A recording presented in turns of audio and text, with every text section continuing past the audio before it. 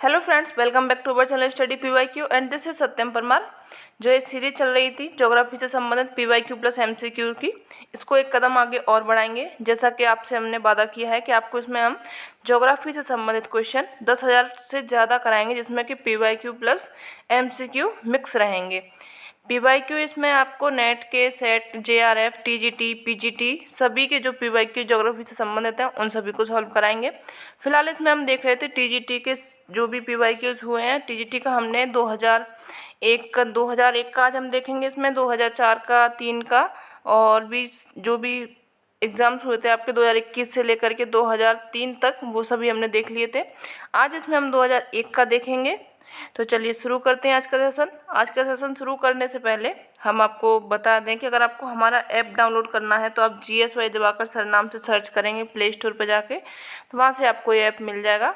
आसानी से वहाँ से आप इसे डाउनलोड कर सकते हैं, लॉगिन करके ज्वाइन कर सकते हैं। ठीक है, अगर आप ज्वाइन कर लेते हैं इसको तो आपको कोर्स एंड बैचेज वहाँ से देखने को मिल जाएंगे।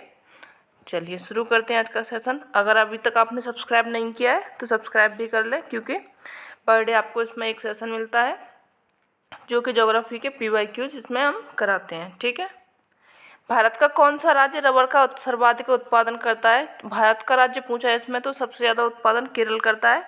बी ऑप्शन आपका यहाँ पे सही हो जाएगा। दक्षिण भारत का केरल एक ऐसा प्रांत है जहाँ रबर का उत्पादन सर्वाधिक मात्रा में होता है, जबकि रबर उत्पादन में तमिलनाडु और कर्नाटक का दूसरा व तीसरा स्थान है। अगर केरल के बाद में किसी राज्य का स्थान आता है तो सेकंड पे आ जाएगा तमिलनाडु, थर्ड पर आ जाएगा आपका कर्नाटक। ठीक है, धातव्य हो कि विश्व में थाईलैंड रबर उत्पादन में प्रथम स्थान पर रखता है, यानी कि जो विश्व में अगर पूछा जाए तो विश्व में कौन है, तो वो है थाईलैंड। ये कौन से फर्स्ट स्थान पर है जहाँ पर रबर सबसे ज़्यादा होती है।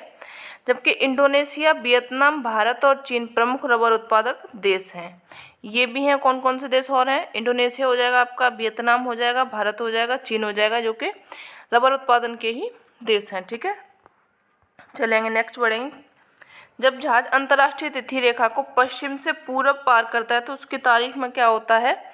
उसकी तारीख में एक दिन का कम हो जाता है, यानी कि जब हम पश्चिम से पूरब जाएंगे तारीख घटती है। ठीक है, तो बी ऑप्शन यहाँ पे आपका सही हो जाएगा। देख लेते हैं इसकी एक्सप्लेनेशन। यदि कोई व्यक्ति है जो कि पश्चिमी गोलार्ध से पूर्वी गोलार्ध की ओर अंतर्राष्ट्रीय तिथि रेखा को पार करता है तो उस व्यक्ति को एक दिन की हानि होती है। उस व्यक्ति को सप्ताह में 7 दिन की बजाय कितने दिन मिलते हैं? 6 दिन मिलते हैं। ठीक है, सूर्य की सतह का तापमान लगभग कितना है? सूर्य की सतह का तापमान देखा जाए तो ये आपका 5000 डिग्री सेंटीग्रेड के बराबर है सूर्य का ये तापमान। देख लेते हैं इसको। दिए गए विकल्प में सूर्य की सतह का तापमान 5000 डिग्री सेंटीग्रेड है। धातव्य के सूर्य की जो सतह है अर्थात फोटोस्फीयर का तापमान 5500 डिग्री सेंटीग्रेड है, या फिर 6000 केल्विन के करीब माना जाता है। अतः विकल्प कौन सा हो जाएगा? ये 4 यानी डी सही हो जाएगा। ठीक है, दक्षिणी गोलार्ध का ग्रीष्म अयनांत कब होता है? यानी कि जब दक्षिणी गोलार्ध में सूर्य दक्षिणी गोलार्ध में कब होता है? वो होता है आपका 22 दिसंबर को। डी ऑप्शन यहाँ का सही हो जाएगा। चलिए नेक्स्ट देखते हैं, एक्सप्लेनेशन देख लेते हैं इसकी। दक्षिणी गोलार्ध का जो ग्रीष्म अयनांत है 22 दिसंबर को होता है। इसी तारीख को सूर्य मकर रेखा पर लंबवत होता है। कहाँ पे होता है? 23.5 डिग्री साउथ में ये मकर रेखा जो है आपकी, वहाँ पर लंबवत होता है। अतः वहाँ पर ग्रीष्म ऋतु होती है, यानी कि जब अपने यहाँ पर सर्दी होती है नॉर्थ में, साउथ में यहाँ पर कैसी होती है? गर्मी होती है, जबकि उत्तरी गोलार्ध में शीत ऋतु होती है। 22 दिसंबर को दक्षिणी गोलार्ध में सबसे बड़ा दिन होता है, यानी सबसे बड़ा दिन कब होता है? 22 दिसंबर को। और इसी दिन उत्तरी गोलार्ध में सबसे छोटा दिन होता है। ठीक है, 21 जून को अगर देखा जाए तो सूर्य जो होता है वो कर्क रेखा पर लंबवत पड़ता है, यानी कि 21 जून को सूर्य नॉर्थ में आ जाता है। नॉर्थ में आपकी 23.5 डिग्री नॉर्थ में कर्क रेखा है, वहाँ पर लंबवत चमकता है ये। इस तिथि को उत्तरी गोलार्ध में सबसे बड़ा दिन होता है, जबकि जो दक्षिणी गोलार्ध होता है वहाँ पर सबसे छोटा दिन होता है। 23 सितंबर और 21 मार्च को संपूर्ण पृथ्वी पर दिन रात बराबर होते हैं। 23 सितंबर और 21 जो मार्च है इस दिन को बोला जाता है इक्विनॉक्स, या फिर विषुव के नाम से भी जानते हैं। इसमें क्या होता है? दिन और रात आपके बराबर होते हैं। इसमें क्रमशः शरद विषुव और बसंत विषुव कहे जाते हैं। जब अगर 23 सितंबर को होता है तो ये शरद विषुव हो जाता है, और 21 मार्च को होता है तो इसे बसंत विषुव बोल दिया जाता है। ठीक है, दक्षिणी गोलार्ध में सबसे बड़ा दिन होता है, दक्षिण गोलार्ध में अभी हमने बताया था सबसे बड़ा दिन कब होता है, वो होता है आपका 22 दिसंबर को। डी ऑप्शन इसका सही हो जाएगा। ठीक है, नेक्स्ट क्वेश्चन देखते हैं। समुद्र का स्थल की ओर बढ़ना कौन सा संचरण कहलाता है? यानी कि अगर समुद्र का पानी है वो बढ़ रहा है स्थल की ओर में, तो इससे क्या हो रहा है, हमारा नुकसान हो रहा है ना, पानी ज़्यादा हो रहा है, स्थल खंड कम हो रहा है, तो इससे कैसा संचरण होगा, ये होगा आपका ऋणात्मक। बी ऑप्शन सही हो जाएगा। ठीक है, चलिए नेक्स्ट देखते हैं।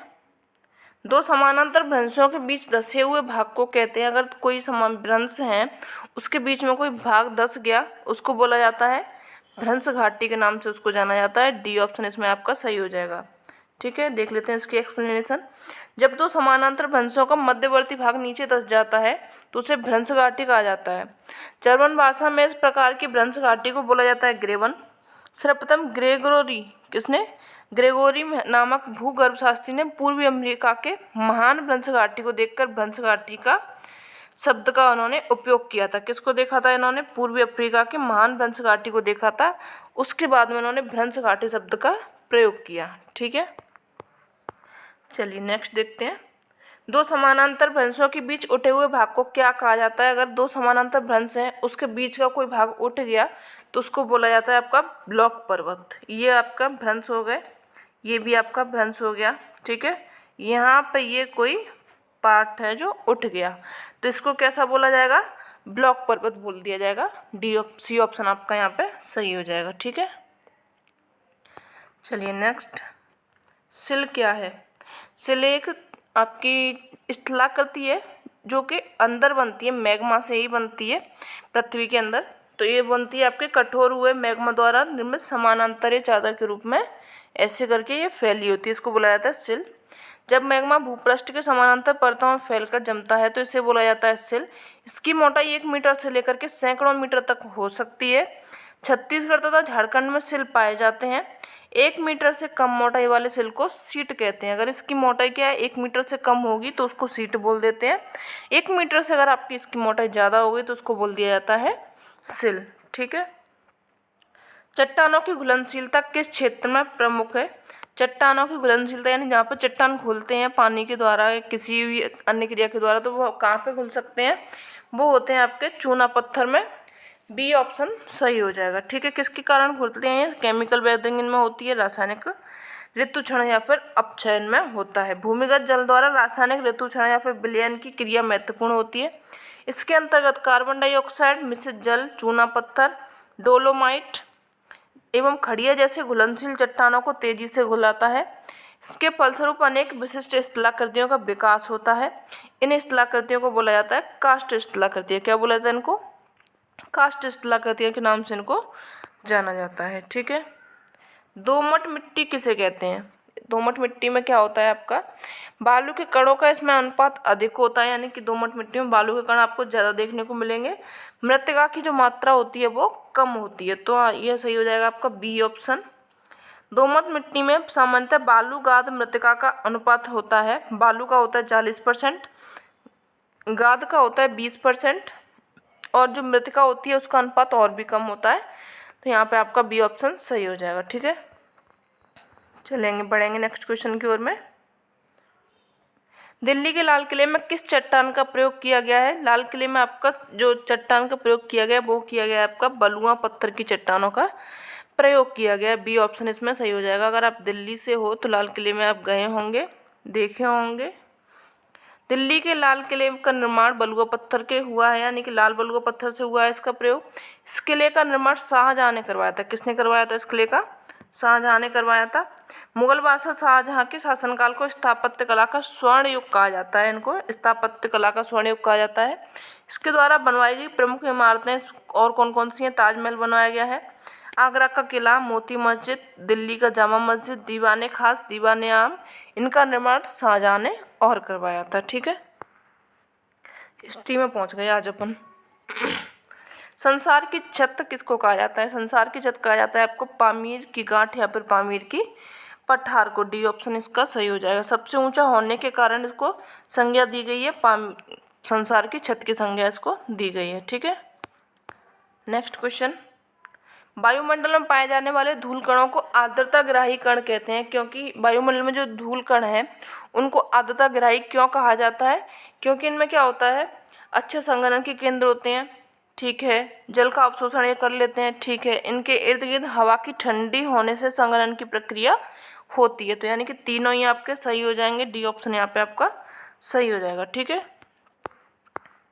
नेक्स्ट, पश्चिमी यूरोपीय प्रदेश में मुख्यतः चलती हैं, पश्चिमी यूरोपीय प्रदेश में आपको अगर देखना जाए तो उनको चलती हैं वहाँ पे पछुआ हवाएं चलती हैं, ए ऑप्शन इसमें सही हो जाएगा, ठीक है। पश्चिमी यूरोपीय प्रदेश में पछुआ पवनें मुख्यतः चलती हैं कहाँ पे? 35 डिग्री से 65 डिग्री अक्षांशों के मध्य में चलती हैं, जिनको जाना जाता है पछुआ पवन के नाम से इनको जाना जाता है। इनकी दिशा होती है उत्तरी गोलार्ध में दक्षिण पश्चिम की ओर से उत्तर पूर्व की ओर इनकी जो होती है क्या दिशा होती है, इस तरह से इनकी दिशाएं चलती जाती हैं, ठीक है। समुद्र तट पर सामान्यतः वायुमंडलीय दाब कितना होता है? समुद्र तल पर अगर वायुमंडलीय दाब देखा जाए तो वो होता है आपका 1013.25 मिलीबार इसका वायुमंडलीय दबाव होता है, ठीक है।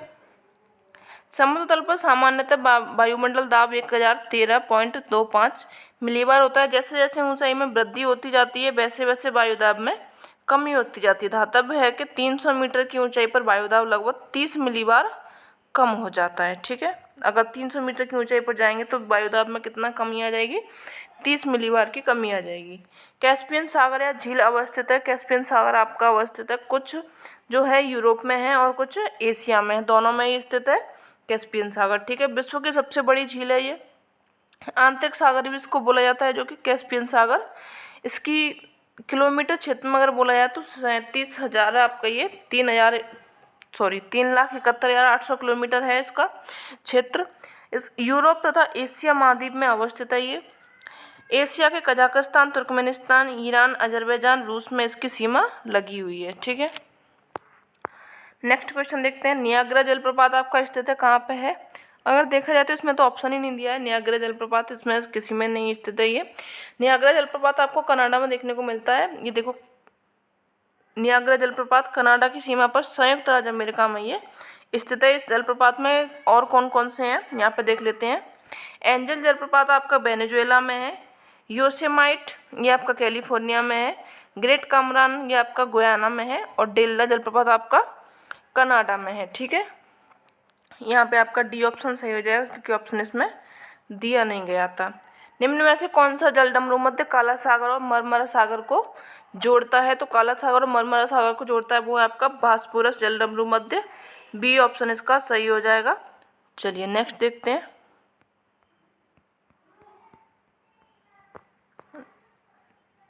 बोस्पोरस जलडमरू मध्य काला सागर और मरमरा सागर को आपस में जोड़ता है, जबकि जो बेरिंग जलडमरू मध्य है बेरिंग सागर और चुक्ची सागर को जोड़ता है।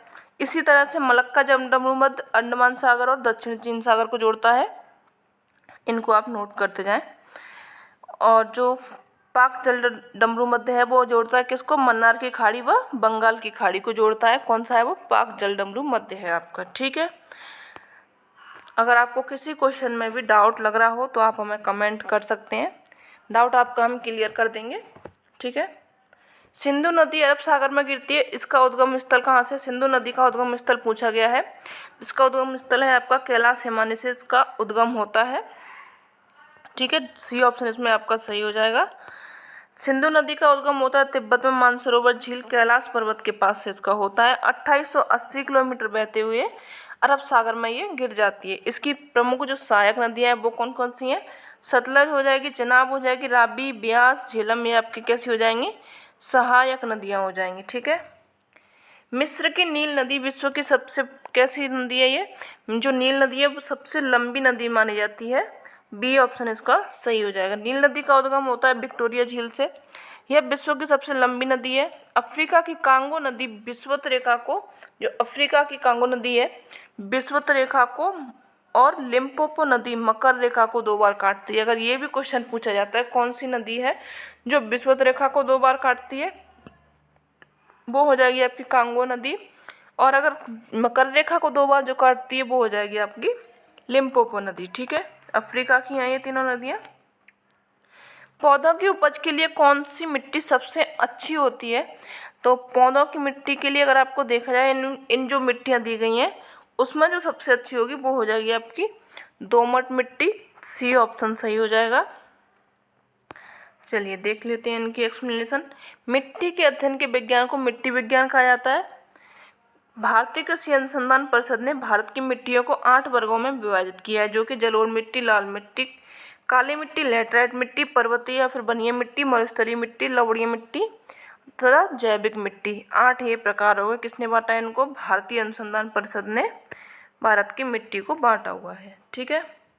जॉन स्ट्रेटा थ्योरी का प्रतिपादन किस भूगोलवेत्ता द्वारा किया गया था? जो जॉन स्ट्रेटा थ्योरी दी थी वो दी थी आपकी टेलर महोदय ने। ए ऑप्शन यहाँ पर सही हो जाएगा। जॉन स्ट्रेटा थ्योरी प्रतिपादन गिरफिट टेलर द्वारा किया गया था। इस सिद्धांत को प्रवास कटवन सिद्धांत भी कहते हैं, जिसका जो प्रतिपादन है मानव प्रजातियों के संबंध में हुआ था। ठीक है। चलिए नेक्स्ट देखते हैं। संसार की सबसे गहरी खान 4 किलोमीटर है, वो किस देश में है? तो ये आपको पता होगा, दक्षिण अफ्रीका में है। आपकी डी ऑप्शन सही हो जाएगा। दक्षिण अफ्रीका में संसार की सबसे गहरी खान अवस्थित है। ठीक है। दक्षिण पश्चिमी एशिया का प्रतिनिधित्व तेल उत्पादक देश है। जो दक्षिण पश्चिम एशिया में जो तेल उत्पादक देश है वो कौन सा है? वो है आपका सऊदी अरेबिया। सी ऑप्शन इसका सही हो जाएगा। ठीक है। आंकड़ों के अनुसार विश्व का जो सर्वाधिक कच्चा तेल भंडार है वेनेजुएला के पास में है, और सऊदी अरब है दूसरे स्थान पर। लेकिन यहाँ पे वेनेजुएला नाम दिया नहीं गया था। वेनेजुएला के बाद में जो स्थान आता है वो आता है सऊदी अरब का, तो इसलिए सी ऑप्शन सही हो जाएगा। ठीक है। चलिए नेक्स्ट देखते हैं। निम्नलिखित तत्वों में से किसका निर्माण मनुष्य द्वारा किया जाता है? प्राकृतिक रूप से ये नहीं पाया जाता, तो मनुष्य द्वारा इसका निर्माण किया जाता है वो है आपका प्लूटोनियम। बाकी के यूरेनियम, थोरियम, पोलोनियम ये आपके मिल जाते हैं प्रकृति के द्वारा। प्लूटोनियम एक ऐसा पदार्थ है जो कि कृत्रिम रेडियो सक्रिय विखंडन द्वारा प्राप्त किया जाता है, जबकि इसके अतिरिक्त सभी प्रकृति में अयस्क के रूप में प्राप्त होते हैं। ठीक है। नेक्स्ट देखते हैं। इनको सुमेल करना है तो खेतड़ी आपका मिलता है, खेतड़ी में तांबा मिलता है, नवेली में लिग्नाइट मिलता है, जादूगोड़ा में आपका यूरेनियम देखने को मिलता है, कुद्रेमुख में लोहा मिलता है। ठीक है। तो इसका हो जाएगा आपका 1 2 4 3। कहाँ पे ये ऑप्शन मिल रहा है देख लेते हैं।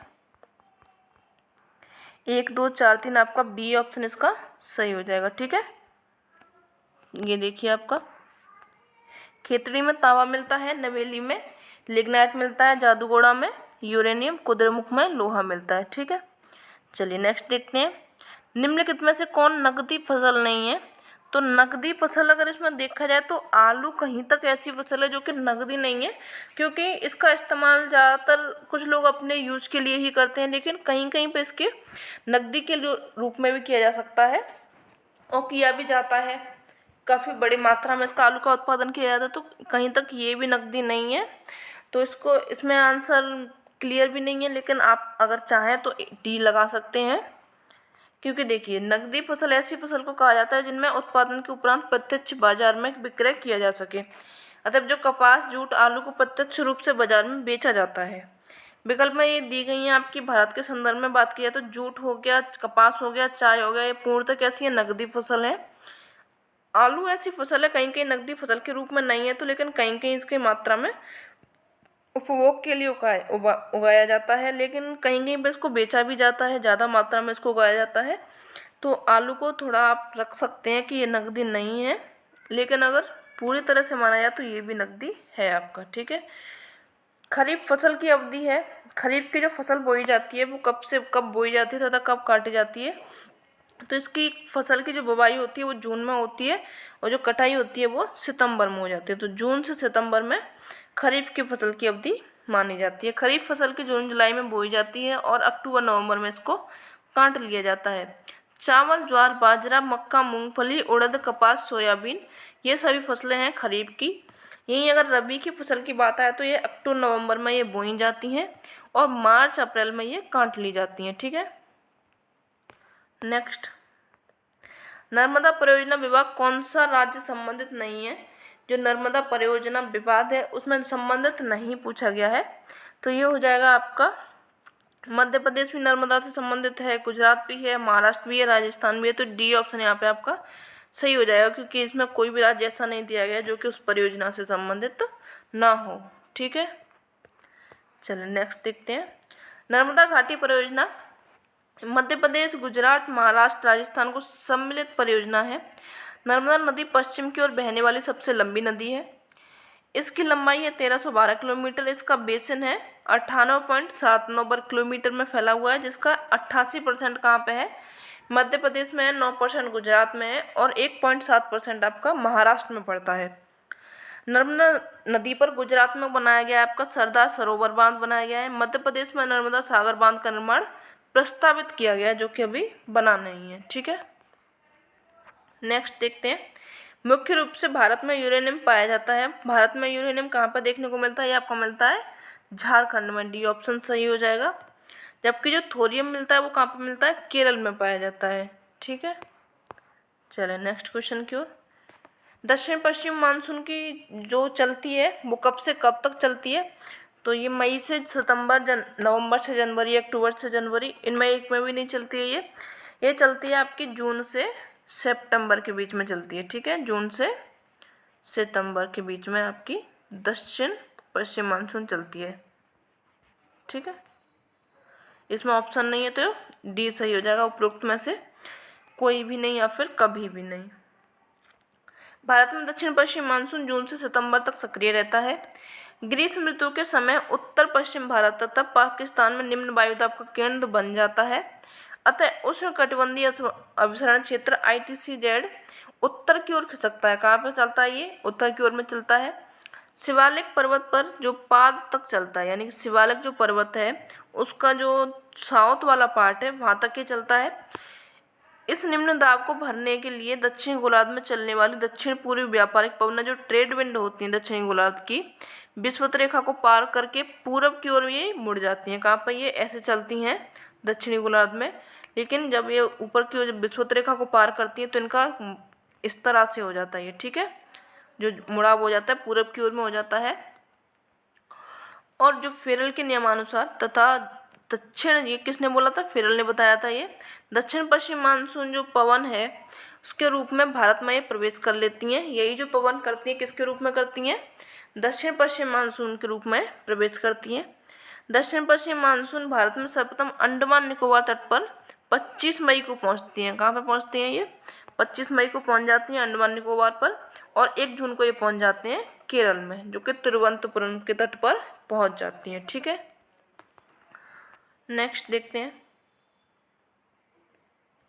भारत के प्राकृतिक वनस्पति के संबंध में कौन सा कथन सही पूछा गया है? तो अधिक वर्षा वाले क्षेत्रों में सघन उष्णकटिबंधीय वन पाए जाते हैं। ठीक है, जहाँ पे ज़्यादा वर्षा होती है वहाँ पर सघन वन ही मिलते हैं। औसत वर्षा वाले क्षेत्रों में मानसूनी वन पाए जाते हैं, यानी कि जहाँ पे जो वर्षा होती है एक एवरेज मात्रा में हो जाती है, यानी कि मानसून टाइम में जो वर्षा आती है तो वहाँ पे किस तरह के वन मिलते हैं? वो मानसूनी वन बोले जाते हैं।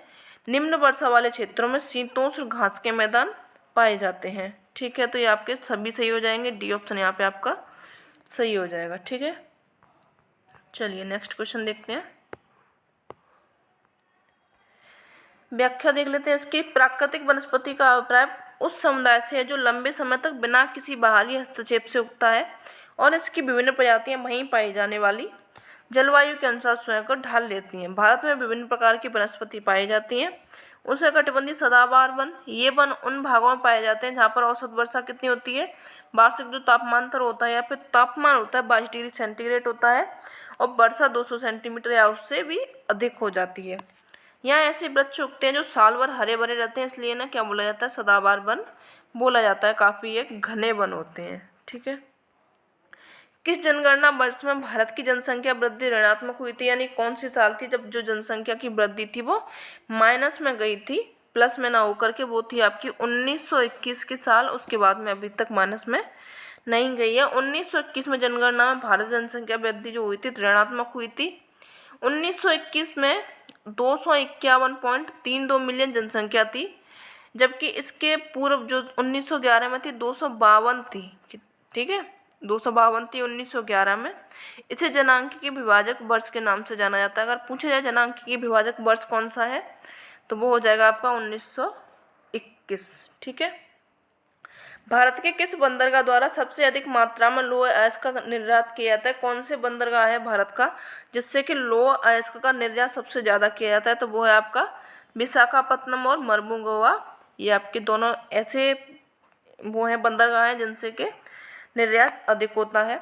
विशाखापत्तनम एवं मर्मुगोवा भारत के ऐसे बंदरगाह हैं जहाँ से सर्वाधिक मात्रा में लोहे का निर्यात किया जाता है।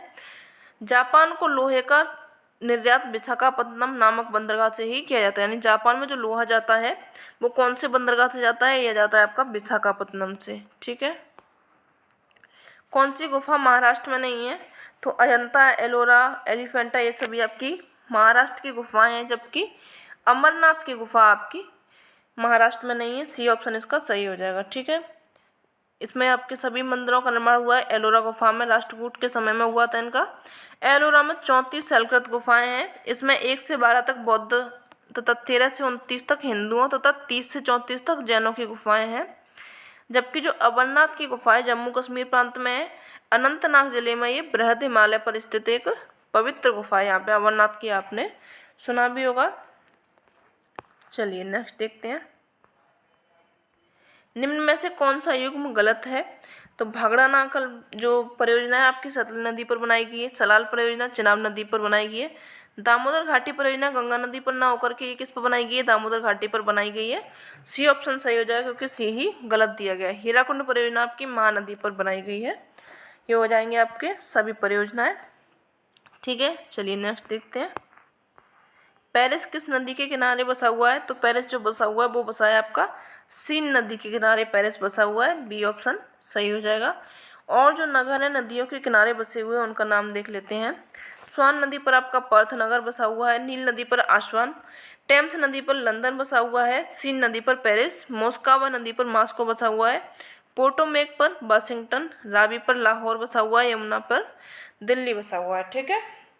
ये इनके किनारे बसे हुए नगर हो गए। चलिए नेक्स्ट देखते हैं। निम्न में से कौन सा जोड़ा गलत है?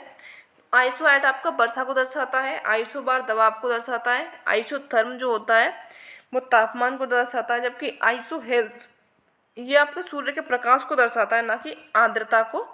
डी ऑप्शन सही हो जाएगा क्योंकि यही गलत दिया है। आइसोहेल्स जो समान सूर्य के प्रकाश को मिलाने वाले स्थानों को मिलाने वाली एक रेखा है, न कि आर्द्रता से संबंधित। जबकि आइसोहाइट वर्षा से संबंधित है। आइसोबार दबाव से संबंधित है। ठीक है। चलिए नेक्स्ट देखते हैं।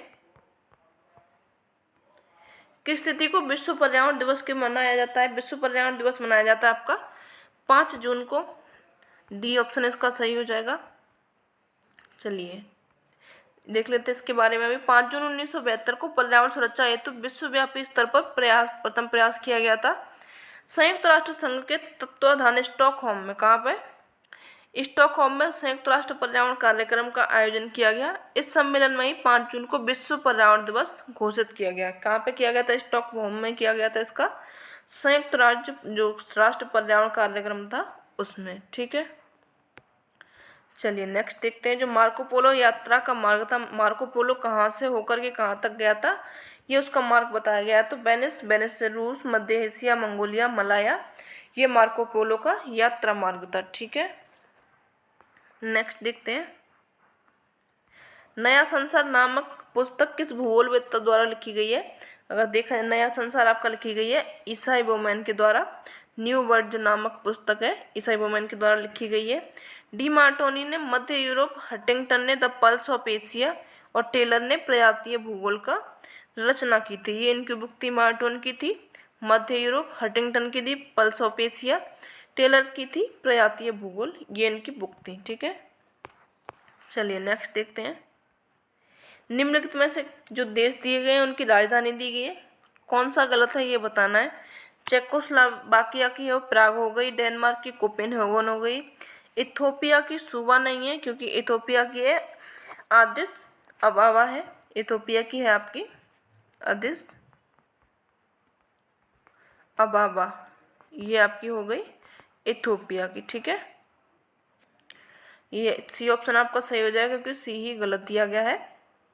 बाकी कोरिया की पोंगयांग है। ठीक है। तो ये हो गया आज का सेशन। आपको सेशन कैसा लगा ज़रूर बताएं। सेशन को लाइक कर लें, चैनल को सब्सक्राइब कर लें एंड अपने फ्रेंड्स तक इसको शेयर करें। मिलते हैं नेक्स्ट सेशन में, तब तक के लिए धन्यवाद।